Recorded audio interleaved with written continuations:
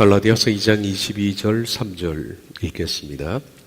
오직 성령의 열매는 사랑과 희락과 화평과 오래 참음과 자비와 양선과 충성과 온유와 절제니 이 같은 것을 금지할 법이 없느니라.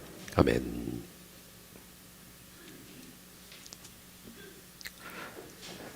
미리 보는 심판대라는 제목으로 오늘까지 6번째 말씀을 나누고 있습니다.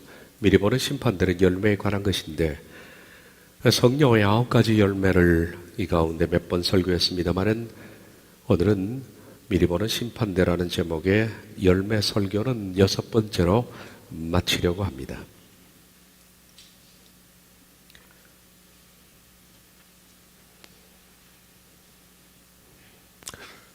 맨 위쪽에 있는 것이 광야라는 뜻이 미드바르입니다. 그리고 아래쪽에 있는 것이 다바르라는 뜻으로 그 뜻은 말씀 혹은 말씀에 순종하다라는 뜻을 가지고 있습니다. 히브리어는 오른쪽에서 왼쪽으로 읽습니다. 그러니까 빨간 쪽부터 해서 반대 방향으로 읽는 겁니다. 빨간 글자를 제외하면 여러분이 위쪽과 아래쪽이 똑같은 글자라는 것을 알 수 있습니다. 글자 밑에는 위가 자음이고 아래쪽이 모음입니다. 그러니까 앞에 무슨 자가 붙느냐에 따라서 모음의 변화는 좀 있습니다만은 글자는 똑같은 자입니다.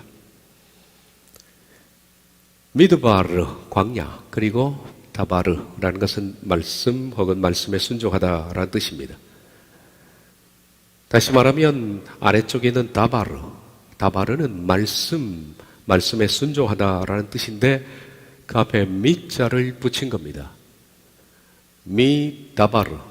미다바르가 위로 올라가면 바로 광야라는 뜻입니다. 그것은 모음에 약간 변화가 있기 때문에 미다바르가 미드바르 이렇게 읽는 겁니다. 그러나 원래 미드바르는 뜻은 미 플러스 다바르라는 뜻입니다.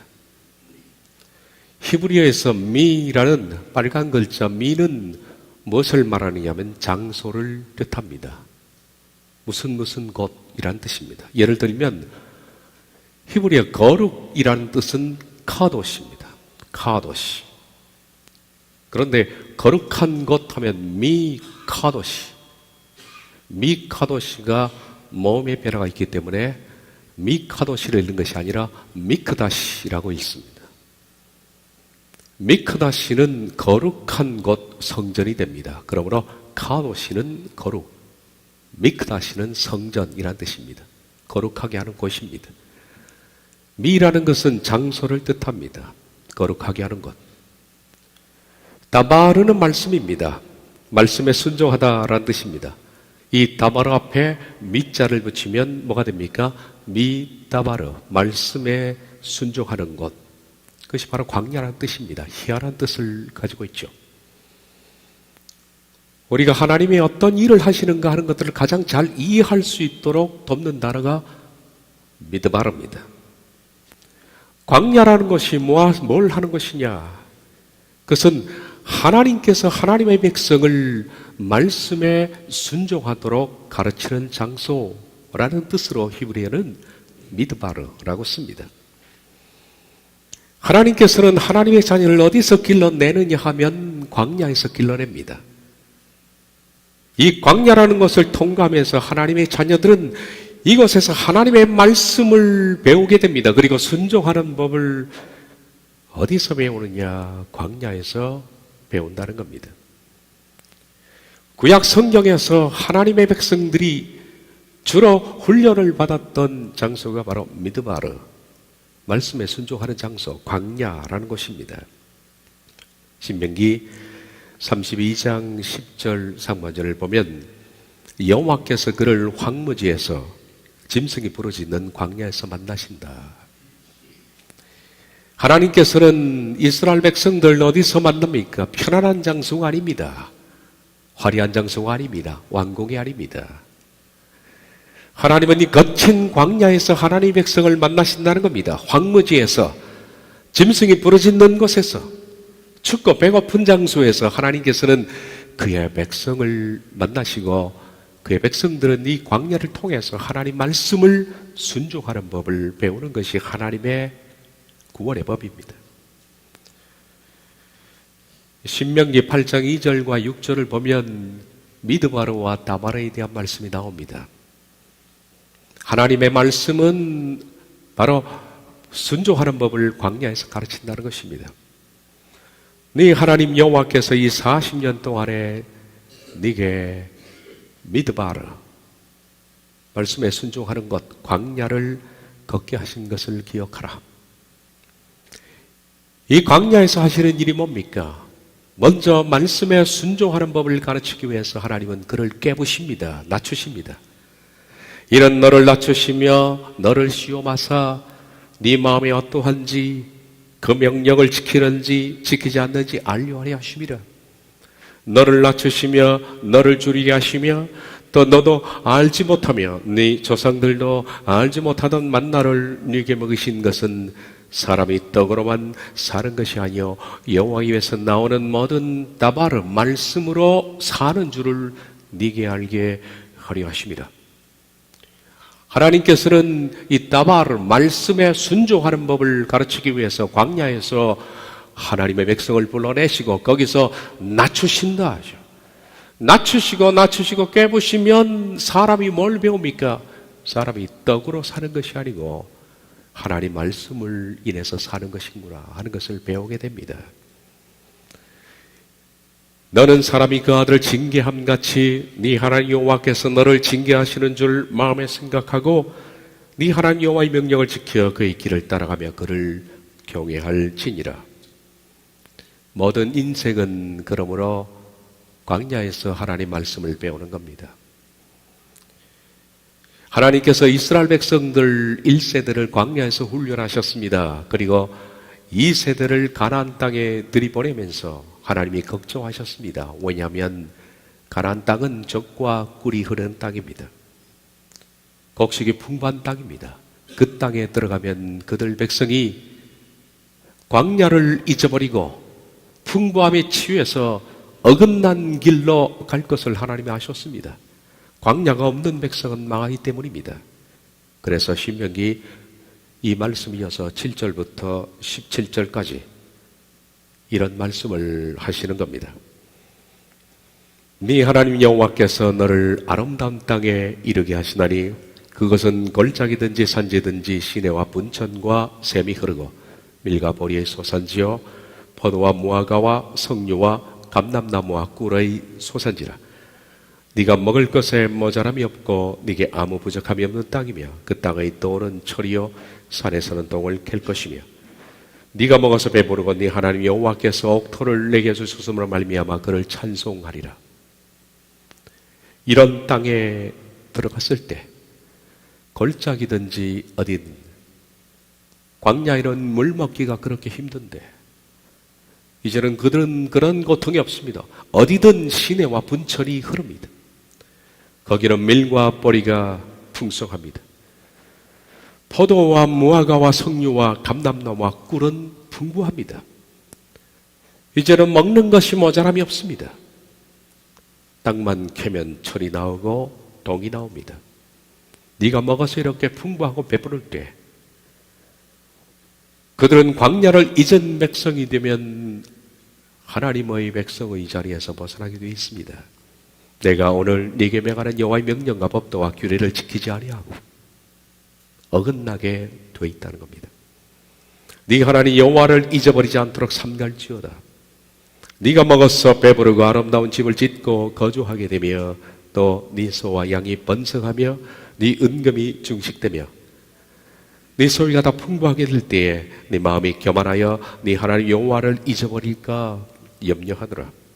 여호와는 너를 애굽 땅 종되었던 집에서 이끌어내시고 하나님은 광야를 통과하게 하신다는 걸 잊지 말아야죠.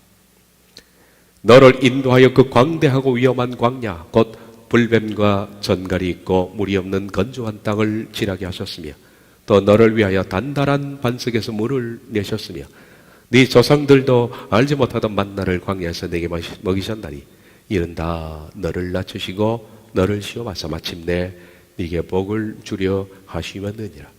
그러나 네가 마음에 이르기를 내 능력과 내 손의 힘으로 내가 이 재물을 얻었다 말할 것이니라. 광야를 잃은 백성은 이렇게 됩니다. 광야를 잃은 백성들은 그들은 교만하게 되고 모든 것들은 내 능력으로 이 모든 것들을 이루었다 말할 것이며 하나님을 떠나게 될 것입니다. 그러나 광대하고 위험한 광야, 불뱀과 전갈이 있고 물이 없는 건조한 땅을 지났던, 그래서 물 먹기가 힘들었고 배고프고 굶주린 이 위험한 장소 광야를 통과한 백성들은 하나님의 백성이 되는 겁니다. 말씀을 순종하게 되는 겁니다. 바로 광야, 거기는 다바르, 말씀에 순종하는 법을 배우는 장소입니다. 이것은 이스라엘 백성들에게만 있는 역사적 사건이 아닙니다. 모든 하나님의 백성들은 다 그렇게 살아갑니다. 오늘도 하나님은 하나님의 백성들을 어디서 길러내십니까? 광야에서 길러내십니다. 인생 광야에서 하나님은 자신의 백성들을 만들어내십니다. 교인이 성도가 되는 장소가 바로 미드바르 광야입니다.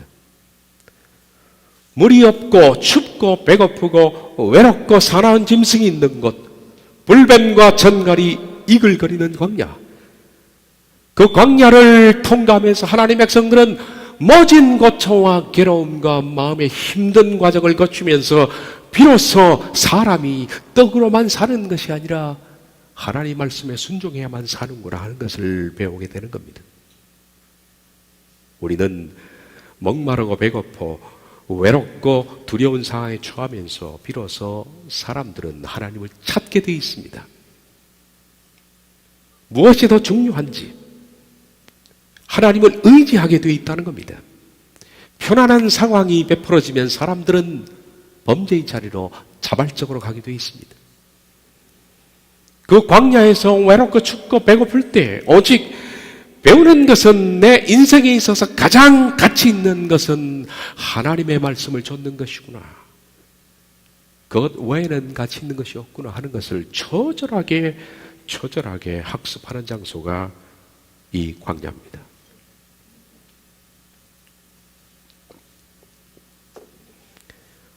말씀드린 것처럼 미드바르, 미다바르, 말씀에 순종하는 것입니다. 이 광야에서 미자,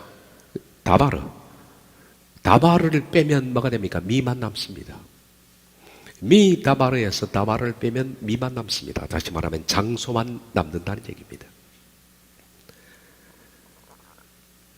다시 말해서 우리가 광야에서, 많은 사람들이 광야를 통과합니다. 이 광야를 통과하면서 그 장소에서 춥고 힘들고 배고프고 외롭고 고통스러운 이 장소 속에서 한 사람이 하나님의 말씀에 철저히 순종하는 법을 배우지 않고 그냥 고통스럽다고 하소연하고 다투고 사람들을 원망하고 시비하고 점점 망가진다면 여러분에게 결국 남는 것은 광야라는 장소에서 뭐가 남습니까? 고통밖에 안 남습니다. 그 장소밖에 안 난다는 얘기입니다. 다바르를 제외한 미는 의미가 없습니다. 그런데 많은 사람들이 그렇게 살아가는 것을 봅니다. 인생의 고난을 거치면서 그 고난 가운데 여러분이 뭘 배우셨습니까? 인생의 고난 가운데 뭘 배우셨습니까?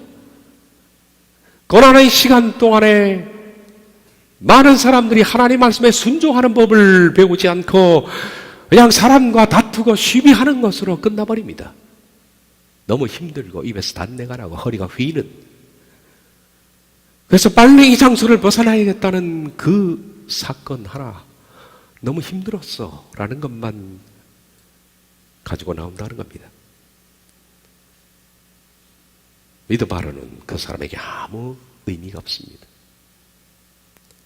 내 인생에 앞으로 광야가 찾아오면 그럴 때가 올 겁니다. 갑자기 사람이 돌변하고 환경이 바뀌고 진눈깨비가 내리고 폭풍우가 치고 광풍이 일은, 어제는 봄이 꽃이 피던 따뜻한 날이었는데 오늘 갑자기 겨울이 닥쳤다면 이 미드바르, 여기서 여러분들은 반드시 다바르를 배워야 됩니다. 하나님 말씀에 순종해야 되겠다. 내 인생에 광야가 찾아오면 반드시 내가 하나님 말씀의 도를 배워야겠다. 여기서 하나님 말씀의 도로 나는 변화해야 되겠다. 내가 부셔줘야 되겠다. 이런 단어를 낮추며 하나님 우리를 낮추실 때 바짝 엎드려야 됩니다. 광야에서 우리가 학습해야 할 것은 엎드림입니다. 반드시 엎드려야 됩니다. 그런데 안타깝게도 저는 많이 봅니다. 오히려 이 광야를 통해서 더 강팍해지고 더 고집스러워지고 더 거칠어지고 더 침울해지는 많은 사람이 있는 것을 봅니다. 참으로 안타까운 일입니다. 왜 그렇게 될까요? 왜 더 멋지러질까요? 왜 더 고집스러워질까요? 그러면 결국 남는 게 뭐라고요? 광야라는 내게 고통을 줬어 라는 고통 외에는 아무것도 남지 않습니다. 미드바르에서 다바르를 배우지 못하면 그건 고통 자체입니다. 아무 의미가 없는 고통을 당한 겁니다. 성경에서 모두 하나님의 사람들이 거친 장소가 있습니다. 하나님의 사람으로 처음부터 그렇게 태어나는 사람 없습니다. 다 부족하고 연약하고 어딘가 다 죄를 가지고 있고 자주 넘어지고 자주 외롭고 힘든 자기 때문에 심히 더 어려운 사람들이었습니다. 그런데 이런 사람들이 광야라는 것을 통과하면서 빛나는 사람으로 변화된 겁니다. 광야는 그들을 하나님의 스타로 만든 거죠. 그러므로 광야는 신학교입니다. 이런 말 들어보셨습니까? 광야 신학교. 광야는 신학교입니다. 그것은 여러분들이 학비를 지불하고 들어가는 신학교가 아닙니다. 여러분의 인생 가운데 설정된 하나님이 교장이신 신학교가 광야 신학교입니다. 종종 하나님께서는 우리에게 의논도 하지 않고 일방적으로 나를 이 광야 신학교로 부를 때가 있습니다. 하나님의 사람들은 반드시 이것을 거쳐야 합니다. 이것을 거치면서 말씀드린 것처럼 하나님의 말씀 다다르를 배우지 못하고 엎드려서 자신을 개욕하고 자신을 뜯어고치고 회개와 거룩함으로 나아가지 못하고 다투고 원망하고 점점 나빠지고 점점 고집불통이 되는 사람이 있습니다만은 그 사람은 퇴학생입니다. 광야가 오히려 그런 망가뜨리는 겁니다. 아쉬운 거죠. 모르겠습니다. 그에게 다시 광야라는 신학교가 찾아올지 모르겠습니다만은 만약에 그의 인생에 이 고통이 한번 활기어 지나가서 배운 것이 없는데 다시 찾아오지 않는다면 그에게 구원의 기회는 없을 겁니다. 그게 아쉬운 겁니다. 고통이 없어서 편하십니까? 광야가 없는 것을 원통해야 합니다. 이 광야에서 하나님의 사람들은 만들어졌습니다. 하나님의 사람 모세는 이 광야 신학교를 40년간을 입학해서 졸업 때까지 다녔습니다. 여호수아도 40년을 이 학교를 다녔습니다. 요셉은 13년, 다윗은 10년 넘게. 가장 짧게 졸업한 사람은 요나였습니다. 물고기 뱃속에서 3일을 있었습니다마는 3일은 거의 지옥과 같은 날이었습니다. 바울은 3년을 있었고 예수님조차도 30년 이 학교를 다니신 겁니다. 광야 신학교입니다. 위대한 학교입니다. 하나님께서는 하나님의 사람들을 이 광야 신학교에서 위대한 사람으로 만드십니다. 하나님의 백성으로 만드십니다. 교인을 성도를 제자로 하나님의 사람으로 만드시는 장소가 이 광야 신학교입니다. 이 장소에서 무수하게 많은 사람들이 탈락해서 더 나빠지고 더 옹골차고 더 머질고 더 죄성이 많은 사람으로 변화된 사람도 충분히 많습니다. 그러나 이 가운데 마치 야곱이 요셉을 표현한 것처럼 담장에 바짝 달라붙어서 끝까지 기어오른 요셉. 요셉은 포도나무 가지와 같다. 그는 바짝 기어올라서 담장을 넘었다 한 것처럼 이 광야 신학교를 통해서 반드시 나는 빚어지고 만들어져야겠다는 일념으로 끝까지 포기하지 않고 자기를 낮춰서 마침내 하나님의 사람으로 빚어지고 만들어진 사람들이 있는데, 그런 우수한 졸업생들이 바로 구약의 선지자며 하나님의 백성들입니다. 하나님이 쓰신 사람들이 이런 사람들이죠. 공통적으로 다 그런 사람들이 이 광야 신학교를 졸업한 뒤에 하나님 백성이 되고, 그리고 하나님의 나라에 들어갔습니다. 히브리 11장에 나오는 하나님의 사람들은 다 그런 졸업생들입니다. 그리고 반드시 여러분이 하나님의 나라에 들어가려면 이 광야 신학교를 졸업을 해야 합니다. 누구도 예외가 없습니다. 다 예외가 없습니다. 그래서 토저는 이런 표현을 했습니다. 하나님이 쓰시는 사람들은 모두가 다 외로움을 통과한 사람들이다.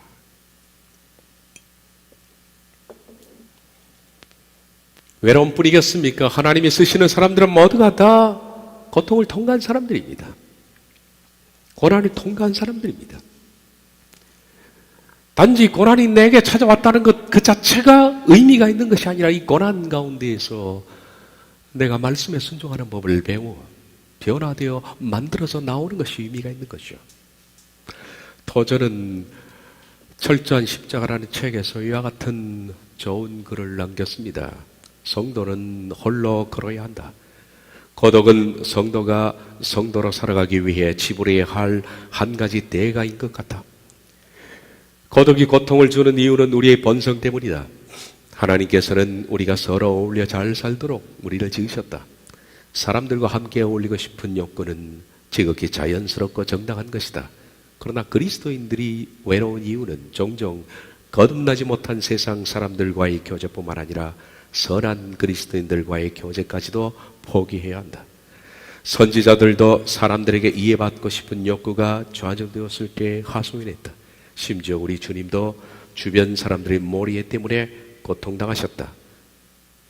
깊은 영적 교제를 나눌 사람을 찾기는 어렵다. 그는 그런 현실을 받아들여야 한다. 성도는 이 땅에서 나그네여 순례자이며 그의 여행은 발로 하는 것이 아니라 마음으로 하는 여행이기 때문이다. 그는 자신의 영혼의 동산에서 하나님과 함께 걷는다. 그곳에서 그와 함께 걸을 수 있는 분은 오직 하나님뿐이시다. 그는 자기가 높아지는 것을 기뻐하지 않고 그의 구주께서 사람들에게 영광 받으시는 것을 기뻐한다. 그는 주님이 높아지시고 자기가 낮아지는 것을 기뻐한다. 고독 때문에 그는 다시 하나님을 의지하게 된다. 시편 기자는 내 부모는 나를 버렸으나 여호와는 나를 영접하시리이다 라고 말한다. 사람들에게서 교제의 대상을 찾기 힘들다고 느낀 그는 다른 곳에서 찾을 수 없는 것을 하나님으로부터 찾으려고 노력하게 된다. 내적 고독을 통해 그는 군중 속에서 배울 수 없었던 것을 배우게 된다.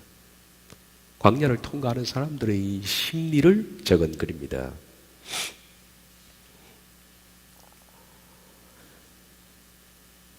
우리가 광야 신학교를 통해서 많은 것들을 배우지만 그 중에 오늘 여러분과 나누고 싶은 이 설교의 마지막 부분입니다. 온유함입니다. 광야 신학교를 통해서 반드시 여러분들은 온유함을 배워나가야 합니다. 이것이 없으면 아무도 주를 보지 못하리라. 이 열매가 없으면 결코 여러분은 하나님의 나라에 들어가지를 못합니다. 신앙의 결론인 여러 가지 열매가 있지만은 우리들은 온유함이라는 열매를 가져야 합니다. 온유함이 내게 있는가 스스로 한번 점검을 해보면서 여러분들은 어떻게 인생이라는 미드바를 통과할 것인지를 잘 배워야 합니다.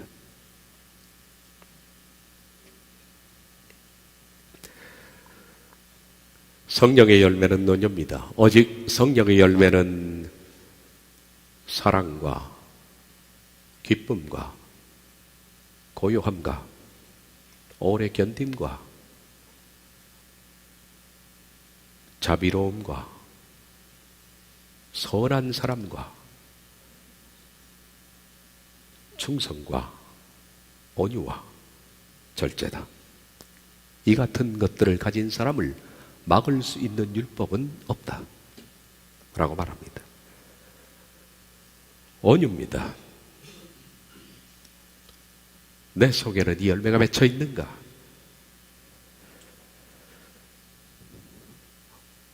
온유라는 것은 성경에 일반적으로 사전에는 이와 같이 언급이 되어 있습니다. 온유가 뭘까요? 사람의 표정이나 성질이 온화하고 부드럽다. 그래서 NIV나 KJV도 다 그렇게 온화함, 부드러움 이렇게 번역을 하고 있습니다. 물론 이 번역이 틀린 것은 아닙니다. 밖으로 느껴지는 하나님이 사람이 광야를 통해서 온유함을 배워 나온 사람은 그의 표정이나 성질이 따뜻합니다. 그리고 부드럽습니다. 물득거리고 화를 내고 성질을 내고 하는 것은 결코 온유와 아주 거리가 먼 일입니다.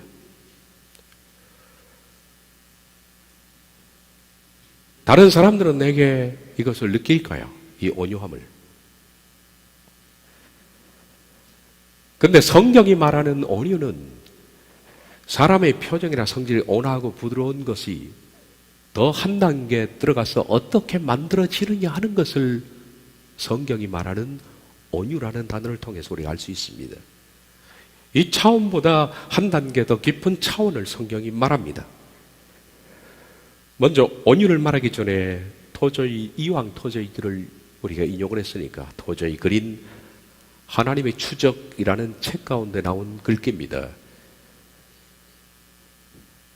토저는 물론 이것을 온유라고 설명하지 않았습니다만은 제가 보기에는 이 귀절이 온유를 설명하는데 좋은 귀절인 것 같아서 인용을 해봤습니다. 토저의 말입니다. 내 안에는 아무것도 없으며 하나님 안에 모든 것이 있습니다. 이것이 온유의 출발입니다. 내 안에는 아무것도 없으며 하나님 안에 모든 것이 있습니다.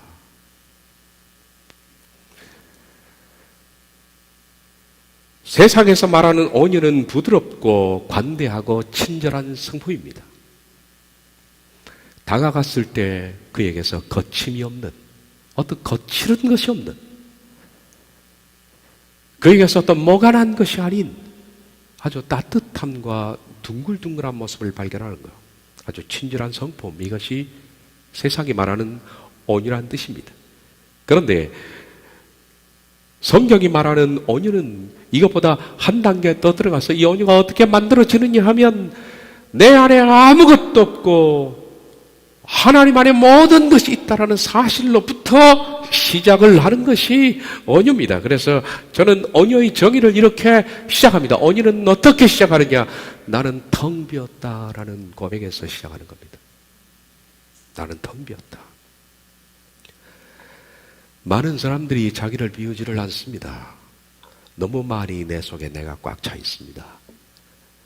내 주장, 내 생각, 내 감정, 내 이기심, 욕망, 내 고집, 옹고집 이런 것들이 꽉 차 있는데 이런 것들이 비지 않으니까 어찌 온유가 시작될 수 있습니까?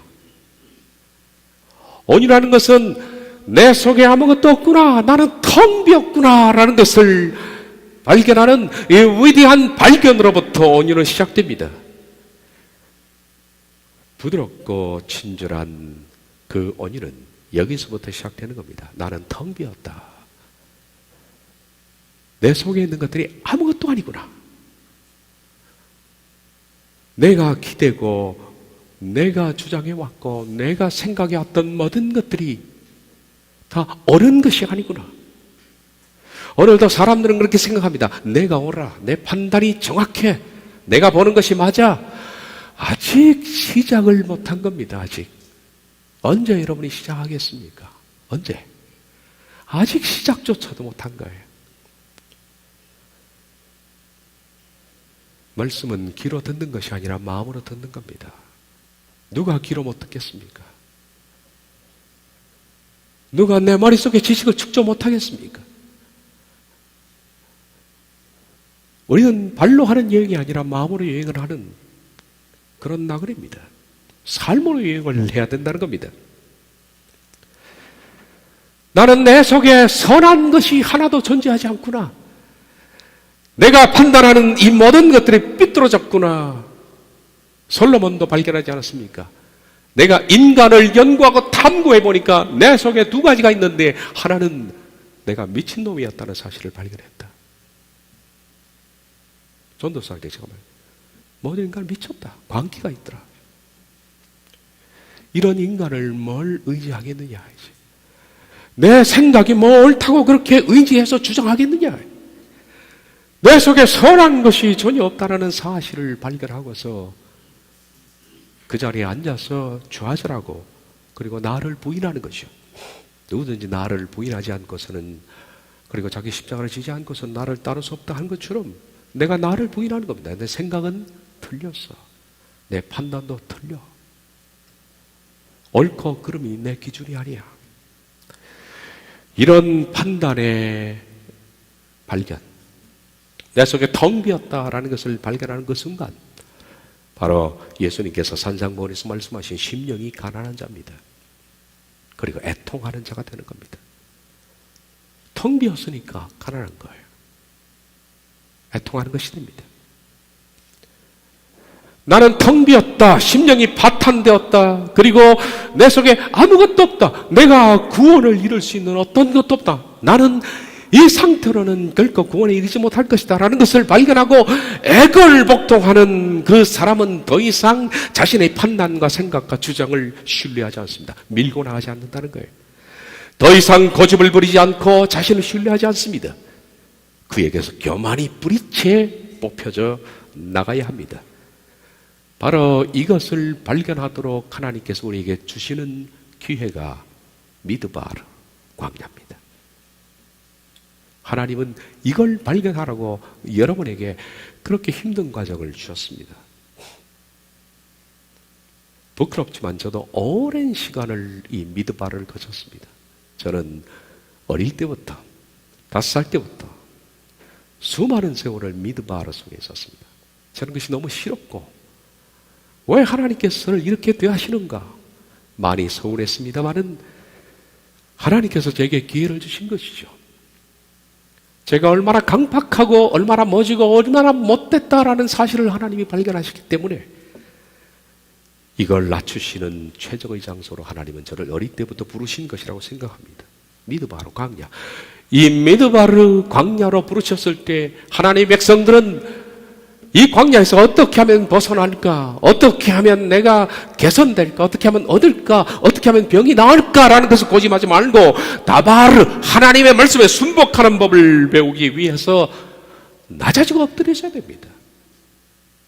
만약에 그렇지 않으면 미드바르에서 다바르를 빼면 미만 남자, 장소만 남는 거예요. 고통이라는 것밖에 남는 게 없다. 그렇습니다. 광야는 하나님의 말씀을 배우는 장소입니다. 읽었던 말씀입니다. 신명기 8장 2절 3절. 네 하나님 여호와께서 이 40년 동안에 네게 광야길을 걷게 하신 것을 기억하라. 이는 너를 낮추시고 너를 시험하사 네 마음이 어떠한지 그 명령을 지키는지 지키지 않는지 알려 하심이라.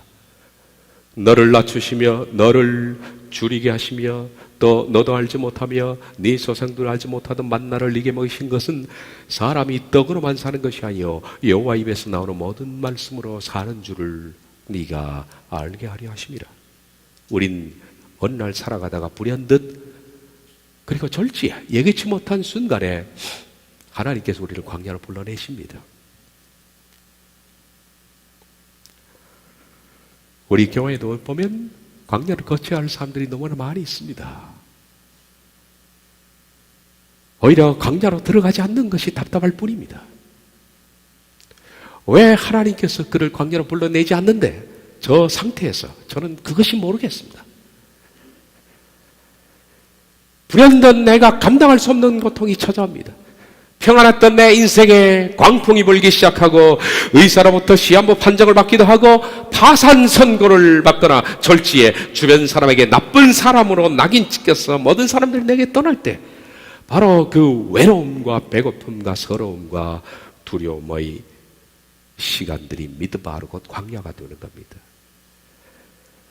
15절 16절 너를 인도하여 그 광대하고 위험한 광야 곧 불뱀과 전갈이 있고 물이 없는 건조한 땅을 지나게 하셨으며 이른다 너를 낮추시고 너를 시험하사 마침내 네게 복을 주시려 함이었더라. 이 광야에서 목숨을 걸고 하나님 말씀에 순복하는 법을 배우면 교인이 성도가 되는 겁니다. 내가 사랑했던 것, 의지했던 것 이런 것들이 무너지면서 말씀을 배우는 겁니다. 하루 종일 쓸쓸하고 전갈과 불뱀이 득실거리는 위험한 장소, 갈증과 배고픔으로 허리가 휘는 고통을 당하면서 비로소 사람들은 낮아지는 토저의 말 그대로 내 안에 아무것도 없으며 하나님의 모든 것이 있습니다라는 것을 발견하면서 온유를 향해서 그는 비로소 발을 떼는 겁니다. 이 광야에서 배우는 거죠. 그래서 이 광야는 신학교입니다. 위대한. 온유라는 프라우테스는 번역할 단어가 없다 이렇게 말합니다. 번역할 적절한 단어가 없습니다. 이것은 문장으로 풀어 써야지 딱 그것을 규정할 수 있는 단어가 없습니다. 마치 아가페라는 이 단어를 풀어 쓸 수밖에 없는 것처럼 말입니다. 그래서 프라우테스는 다음과 같은 해설이 붙어 있습니다. 이것은 성경으로 온유함인데 이것은 나약함을 의미하는 것이 아니다. 오히려 이 프라우테스는 하나님의 컨트롤, 하나님의 통제 아래서 하나님의 전능하신 능력으로 그를 다루시는 것을 말한다 라고 말합니다. 그렇습니다. 프라우테스, 온유라는 것은 하나님이 통제하셔서 그를 하나님의 능력으로 다루시는 것입니다. 그래서 마침내 그가 어떻게 되느냐? 하나님 앞에 컨트롤되는 것, 하나님이 그를 제어하는 것이, 그래서 제어한 상태가 뭐냐? 온유라는 겁니다. 온유한 사람은 하나님의 통제를 받은 겁니다. 그래서 프라우테스는 헬라 시대에 이렇게 쓰여졌다라고 말합니다. 갑자기 감기에 걸려서 열이 펄펄 끓을 때 약 하나를 먹으니 고열이 내려갔습니다.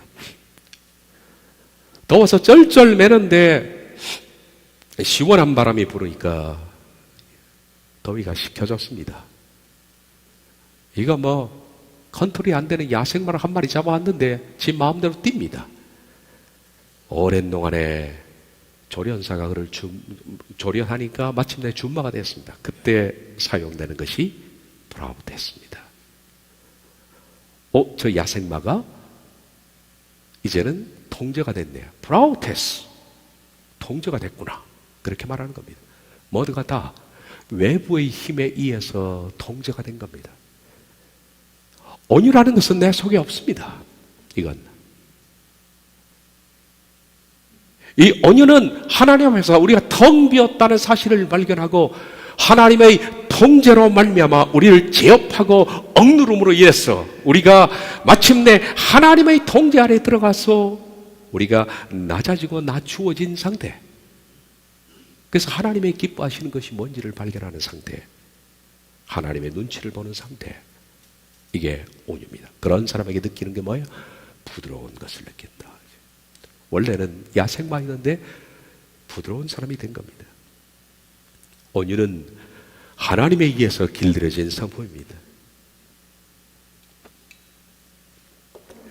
온유란 밖으로 느껴지는 것은 부드럽고 친절하고 관용하는 성품이지만은 그 성품은 어디서 만들어졌느냐? 미드바르 곧 광야에서 만들어집니다.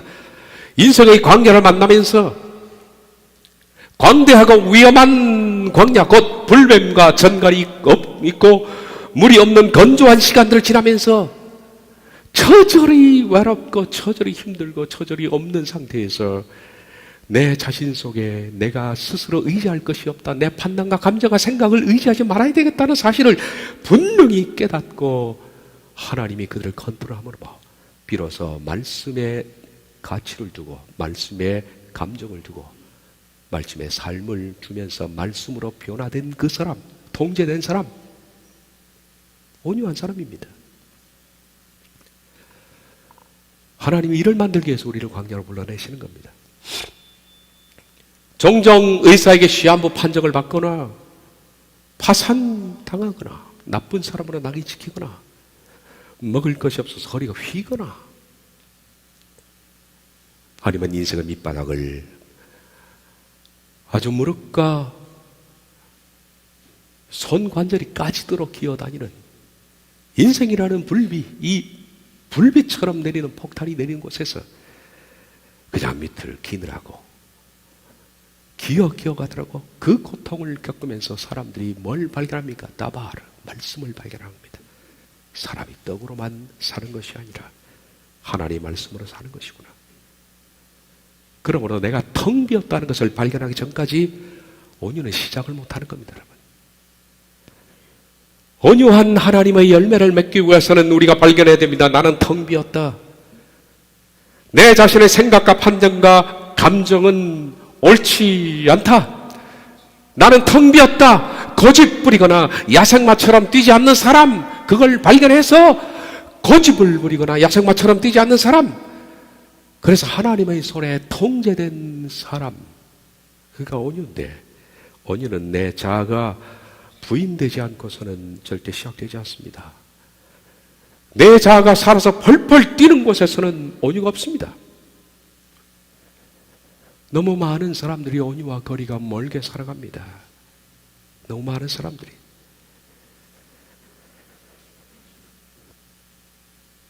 나는 텅 비었다라는 것을 발견하는 사람, 이전에 나는 의로운 사람인 줄 알았습니다. 이전에 나는 공의로운 나는 판단이 정확한 사람인 줄 알았습니다 라고 생각했지만은, 나는 텅 비었다라는 사실을 발견하면 내가 생각해왔던 공의와 의와 판단은 텅 빈 껍데기구나. 그것은 내가 의로움이라는 가면을 뒤집어 쓰고 살아왔는데, 그 가면 뒤에는 악취나는 더러운 쓰레기가 있구나 하는 사실을 발견하는 겁니다. 내게 지혜라고 생각했던 것, 지식이라고 생각했던 모든 것들이 어리석음의 약취를 풍긴 사실을 발견하고, 나는 더 이상 나를 의지하지 않겠습니다 라고 하기 전까지는 하나님의 컨트롤은 시작되지 않습니다. 물에 빠진 사람 건질 때 거의 실신 단계까지 놔두는 겁니다. 하나님이 살려고 발버둥 치면 기다리시는 거예요. 하나님이. 그 통제는 내 영혼의 곳간에 완전히 비었음을 철저히 깨달을 때 시작됩니다. 그래서 바울이 로마서 7장 24절에 그렇게 말합니다. 오호라, 나는 비참한 사람이로다. 이 사망의 몸에서 누가 나를 건져내려. 이 순간에까지는 온유가 학습되지 않는 겁니다. 비로소 하나님의 통제 아래에 들어가야만 사람은 뭘 얻느냐? 쉼을 얻습니다. 온유한 사람은 편안합니다, 속이. 마태복음 11장 28절 이하에 나에게 오라. 너희 모든 수고하고 짐을 지고 있는 자들아, 내가 너희를 쉬게 할 것이라. 너희 위에 나의 그 멍에를 지라. 그리고 나로부터 배우라. 나는 마음이 온유하고 겸손하기 때문에 너희 헌돌이 쉼을 발견할 것이기 때문이다. 나의 그 멍에는 쉽고 나의 짐은 가볍기 때문이다. 온유한 사람들은 비로소 통제가 되는 겁니다. 멍에를 쥐고 소처럼 주인에게 통제가 되는 그 사람은 어떤 사람입니까? 쉼. 인생에 진짜 휴식이 뭔지를 압니다. 진정한 쉼은 우리가 휴가를 내서 바캉스를 떠나는 그것이, 그래서 거기서 잘 먹고 잘 살고 잘 쉬고 오는 그것이 진정한 쉼이 아닙니다. 여러분이 긴 휴식을 가져도 그럼에도 불구하고 내 속에는 여전히 휴식지에도 마찬가지고 앙금처럼 달라붙어 있는 피곤을 씻어내지를 못할 겁니다. 휴식을 1년 동안에 가져보십시오. 그 피곤을 씻어낼 수가 있는가? 왜 씻지를 못합니까? 육체의 피곤은 하루면 충분히 풀립니다. 마음이 피곤하기 때문입니다. 마음이. 온갖 욕심과 교만과 탐심과 분노와 옛자로 득실거리면 휴가를 10년 가져도 피곤을 시키지를 않는 겁니다. 그래서 진정한 쉼이라는 것은 나의 모든 텅 빈 것을 발견하고 그분께 가서 그분의 멍에를 메고 말씀을 배우는 그것. 내 속이 텅 비었음을 발견하고 하나님의 손 아래 통제될 때 비로소 사람은 이렇게 편하구나라는 것을 발견합니다. 이렇게 쉼이 있는 거예요. 온유한 사람은 그래서 자신이 편한 겁니다. 자신이 편하니까 남에게 그 편안함이 전달되는 것 뿐입니다. 하나님의 통제로 인해서 우리가 온유하게 되었을 때 우린 비로소 편안한 것이 무엇인가? 천국 백성이 왜 천국 백성인가 하는 것을 발견할 수 있을 겁니다. 달라진 것은 없습니다. 환경은 그대로고 사람은 그대로고 인생의 색깔은 그대로고 여전히 비바람이 불고 여전히 길은 미끄럽고 그래도 내가 달라진 거예요. 내가 편한 거죠. 서두에 말씀을 드렸습니다. 광야라는 미드바르에서 사람은 따바르 말씀에 순종하는 법을 배웁니다. 그러나 말씀에 순종하는 그 말씀을 배우지 못한다면 광야는 그냥 고통스러운 장소로 남을 겁니다. 광야에서 하나님 말씀에 순종해서 여러분이 하나님의 자녀가 될 것인가? 아니면 말씀을 제껴놓고 고통의 발버둥만 치다가 고통이라는 것만 결과적으로 얻을 것인가? 그것은 결국 여러분의 선택에 달려있는 겁니다. 오직 성령의 열매는 사랑과 희락과 화평과 오래 참음과 자비와 양성과 충성과 통제니 이 같은 것을 금지할 법이 없느니라. 하나님의 나라는 가까이 와 있습니다. 지금 여러분은 온유에 어느 정도 열매를 맺고 있습니까? 보여줄 온유가 있습니까? 바로 그것이 여러분의 삶의 몫입니다. 기도하겠습니다.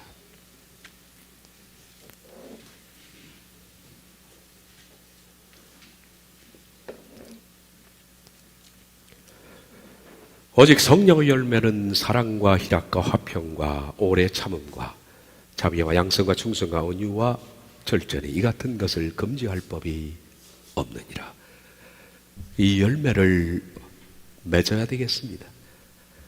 우리가 사력을 다해서 우리 인생에 힘을 다하여 우리 심장과 콩팥을 다하여 맺어야 할 열매가 바로 온유, 이 성령의 9가지 열매, 오늘 온유 열매.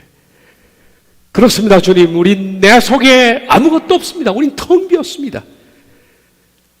내가 지혜롭다라고 생각하는 그 자체가 썩 악취가 나는 것이고 나는 옳다라고 생각하는 그 가면 뒤에는 어리석음의 악취가 냄새를 풍깁니다. 나는 바로 보고 있고 바로 판단하고 있다는 그 자체가 얼마나 교만인가. 이 사실을 발견하고 먹노와 통곡하기 전에는 하나님의 통제가 시작되지 않을 겁니다. 주님, 우리를 통제해 주시옵소서. 교만하여 자기의 판단과 생각과 감정을 의지하는 이 교만이 부수어지기 전까지는 미드바르는 우리에게 아무 의미가 없을 겁니다. 광야에서 하나님의 일은 너를 낮추시고 하나님께서 우리를 낮추기 위해서 미드바르를 주셨는데 우리 인생 가운데 이 미드바르가 찾아올 때는 바짝 엎드려서 마침내 하나님 말씀으로 변화되는 우리 모든 사람들이 다 되도록 도와주시옵소서. 예수님의 이름으로 기도하옵나이다.